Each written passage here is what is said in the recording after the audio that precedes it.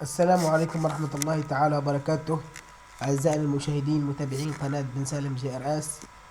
اليوم أتيت لكم بتحديثات رائعة وجميلة لأجهزة جيو الحاملة لسيرفر الفونكام، الذي تسببت في الآونة الأخيرة بتذبذب كبير في السيرفر وتقطعات عجيبة وغريبة، وهناك عديد من التحسنات ومنها الصوتيات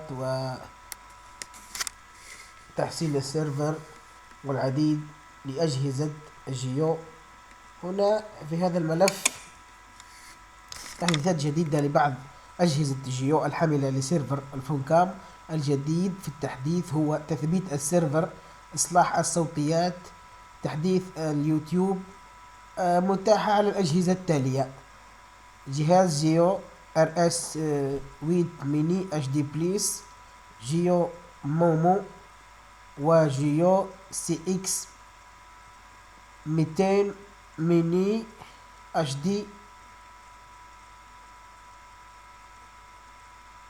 بلاتينيوم، وجهاز جيو سي اكس 200 ميني اتش دي بلس.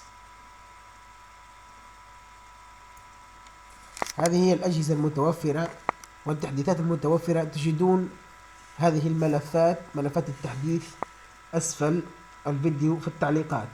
إلى هنا قد نكون أنهينا هذا الدرس. السلام عليكم ورحمة الله